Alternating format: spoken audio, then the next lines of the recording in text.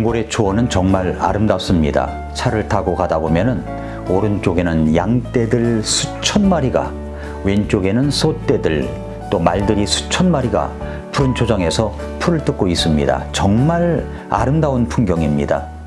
시편 23편은 몽골의 초원에서 묵상하기 좋은 말씀이라고 생각되었습니다. 그래서 시편 23편을 묵상했습니다. 시편 23편 1절 말씀 한 절에는 두 단어를 주의 깊게 봐야 됩니다. 하나는 주님은 이란 말이고 또 하나는 나의 목자입니다. 다윗은 인생 말년에 우리 하나님을 이렇게 고백할 수 있었습니다. 주는 나의 목자시니 내게 부족함이 없으리로다. 정말 부족함이 없습니까? 아마도 우리들의 삶을 1절의 말씀을 통해서 이렇게 바꿔 말하고 다니는지도 모르겠습니다. 주님은 나의 목자신데도 왜 이렇게 부족함이 많니? 우리는 이렇게 부족함이 많다고 하는데 다윗은 부족함이 없다고 고백합니다. 어떻게 이런 삶이 가능할까요? 본문 1절에 나오는 두 단어를 유심히 봐야 됩니다. 그것은 주님은 또 나의 목자. 주님은 나의 목자. 어떻게 그렇게 부족함이 없다고 고백할 수가 있을까요? 첫째로 주님의 그 이름의 능력을 알기 때문입니다. 주님의 그 이름의 능력을 알기 때문입니다.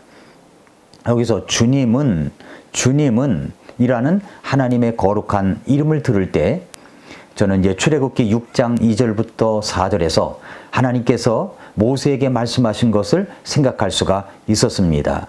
뭐라고 그랬냐면 또 하나님께서 모세에게 말씀하며 그에게 이르시되 나는 주니라 내가 아브람과 이삭과 야곱에게 하나님 곧 전능자의 이름으로는 나타났으나 나의 이름 여호와로는 그들에게 나를 알리지 아니하였느니라. 내가 또한 그들과 내 언약을 세워 가나안 땅 즉 그들이 나그네로 지냈던 곳 그들의 순례의 땅을 그들에게 주기로 하였으며 라고 했습니다. 여기 주님이라는 이름의 명칭은 하나님의 가장 고유한 명칭입니다. 이스라엘 백성들은 감히 하나님의 이름을 여호와라는 이름을 입에 담을 수가 없었습니다. 왜냐하면 죄 많은 인간의 입으로 하나님의 이름을 부르는 것은 하나님의 율법을 범하는 것이구나 라고 생각했기 때문입니다. 다윗은 주님은 이라고 할 때 아마도 그는 출애굽기에서 모세에게 이스라엘 백성을 인도하라고 말씀하실 때 언급하셨던 그 말씀을 기억하고 있었을 것이라고 믿습니다. 출애굽기 3장 13절부터 14절에 보면은 하나님께서 모세를 부르시고 이스라엘 백성을 출애굽시키기 위하여 보내실 때 사람들이 묻기를 그분의 이름이 무엇이냐라고 하면 뭐라고 대답하겠느냐고 그렇게 하나님께 여쭙습니다. 그러자 하나님이 말씀하셨죠. 나는 곧 스스로 있는 자니라 하시고 또 이르시되 너는 이스라엘 자손에게 이같이 말하기를 스스로 계신 분께서 나를 너희에게 보내셨느니라 하라 하시니라 라고 했습니다. 나는 스스로 있는 자, 여호와 하나님. 그 이름의 의미는 하나님이 누구에게도 의존하는 분이 아니며 홀로 스스로 자존하시는 분이심을 알려주시는 것이고 하나님께서 선택한 이스라엘 백성들과 언약의 관계에 있으신 분이라는 것을 알려주는 뜻이 담겨져 있다는 것입니다. 다윗은 바로 그 점을 생각하였고 그래서 이렇게 첫 단어를 말합니다.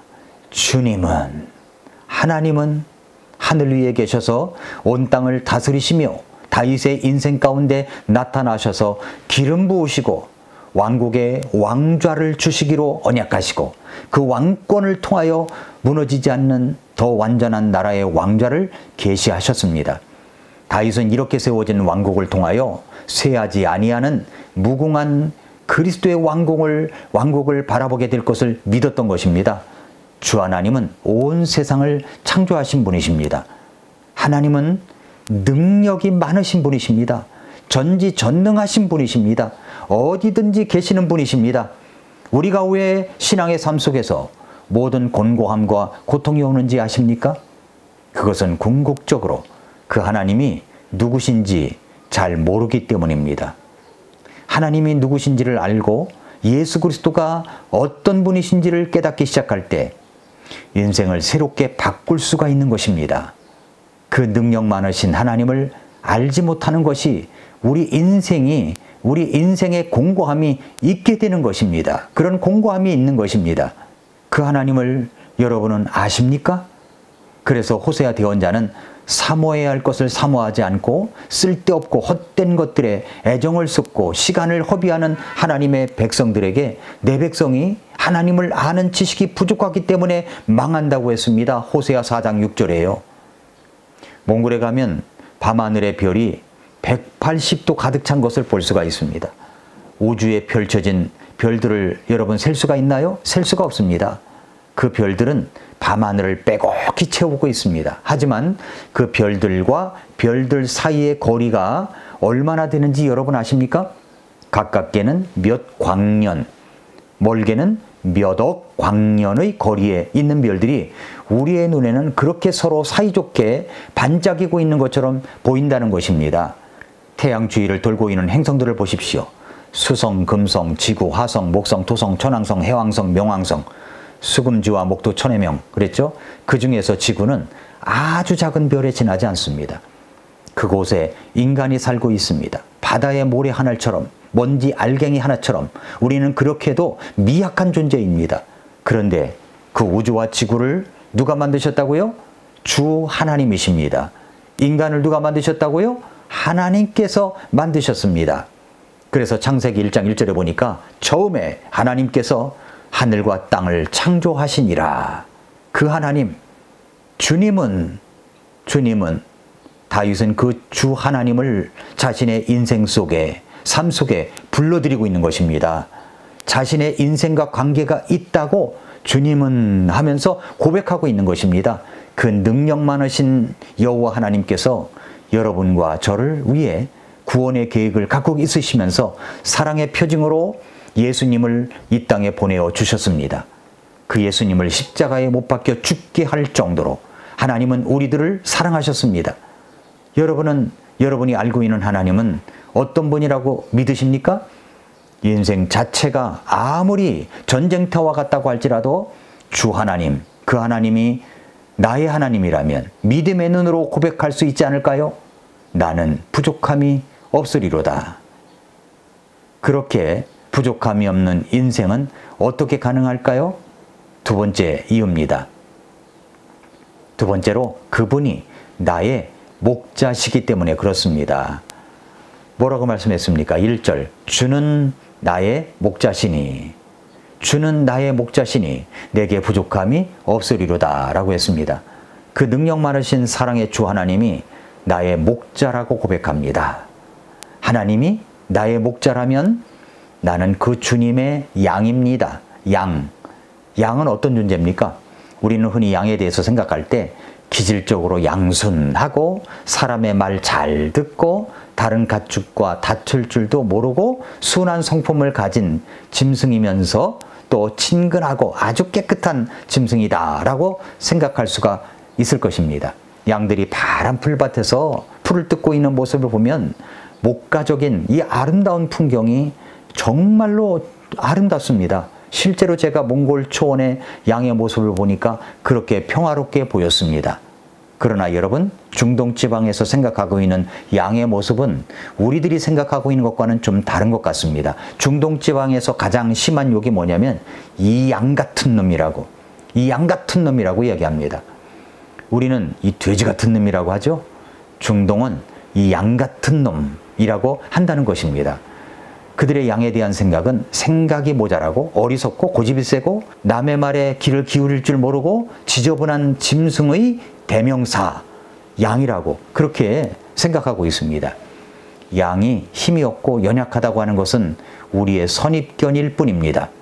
성경 이사야 대언자는 이스라엘 백성들을 양으로 비유하면서 그들의 특징인 이 고집과 독선 때문에 그들이 하나님을 거스리는 이 불순종의 길로 가게 될 것임을 이야기했던 적이 있습니다. 우리는 다 양 같아서 길을 잃고 각각 자기 길로 갔거늘 주께서는 우리 모두의 불법을 그에게 담당시키셨도다. 이사야 53장 6절 말씀이죠. 양은 시력이 나빠서 길을 잘 잃어버립니다. 치아도 튼튼하지 못합니다. 그렇다고 뭐 날카로운 뿔을 가지고 있는 것도 아닙니다. 빠른 다리를 갖고 있는 것도 아니고요. 곰처럼 날카로운 발톱을 가지고 있는 것도 아닙니다. 별로 잘나지도 않았으면서도 고집만 센 것이 바로 양이라는 것입니다. 결국 이러한 양의 모습을 통해서 얻을 수 있는 결론은 양은 혼자 살아갈 수 없는 동물이라는 것입니다. 길을 잃으면 집을 찾아올 줄 모릅니다. 누군가의 보호를 받으며 그 그늘 아래서 살아가야 할, 목자의 그늘 아래서 살아가야 할 그런 존재가 바로 양이라는 뜻입니다. 다윗은 바로 자신이 하나님 앞에서 이러한 양과 같은 존재라는 사실을 깨달았습니다. 우리는 다 양 같은 존재들입니다. 그래서 우리는 목자가 필요합니다. 시시각각으로 공격해오는 이 세상의 세속적인 가치관을 갖고 있는 이 온갖 유혹과 핍박과 고통 앞에서 우리는 우리의 혼을 스스로 지킬 수가 없습니다. 우리를 향해 흰 이빨을 드러내고 삼킬 듯이 밀려오는 이 죽음의 도전 앞에서 어떻게 그가 자신을 지킬 수가 있겠습니까? 다윗은 오늘 본문에서 그 주 하나님을 나의 목자라고 부르는 이 한마디 안에 자신의 모습과 처지 그리고 하나님과의 관계를 한꺼번에 다 담아내고 있는 것입니다. 양을 치는 목자는 어떤 일을 하고 있습니까? 목자는 양에게 공급하는 일을 합니다. 먹을 것, 쉴 것, 양떼의 기본적인 필요를 공급하죠. 또 두 번째는 목자는 양을 보호하는 일을 합니다. 목자는 양을 해치는 악한 짐승으로부터 위험 속에서 보호하는 일을 하고 또 막아주는 일을 합니다. 세 번째, 목자는 양을 인도해 줍니다. 목자는 양떼가 자구책을 갖고 있지 못하다는 것을 알고 있기 때문에 양떼를 이끌어 줍니다. 네 번째, 목자는 양을 바로잡아 줍니다. 어떤 문제가 생기든지 목자는 달려가 그 양이 가지고 있는 문제들을 해결해 주고 바로잡아 주는 것입니다. 목자가 바로 그런 일을 하고 있는 것입니다. 사랑하는 성도 여러분, 애청자 여러분, 놀라운 사실은 이것입니다. 하나님께서는 주 하나님을 나의 목자로 삼기만 한다면 이 네 가지 일들을 해주시겠다고 말씀하시고 있다는 것입니다. 다시 말해서 나의 부족함이 없는 삶을 위해서 너의 필요를 공급해 주겠다. 내가 너를 보호해 주겠다. 내가 너를 인도해 주겠다. 내가 네 인생에서 너를 위해 너의 문제를 해결해 주고 바로잡아 주겠다고 하시는 것입니다. 그래서 부족함이 없습니다. 그 부족함이 없는 생활을 할 수가 있는 것입니다. 단 어떻게 해야 합니까? 이 고백이 있어야 됩니다. 주는 나의 목자라는 고백입니다. 예수님이 나의 목자이십니다. 오늘도 미라클 모닝입니다.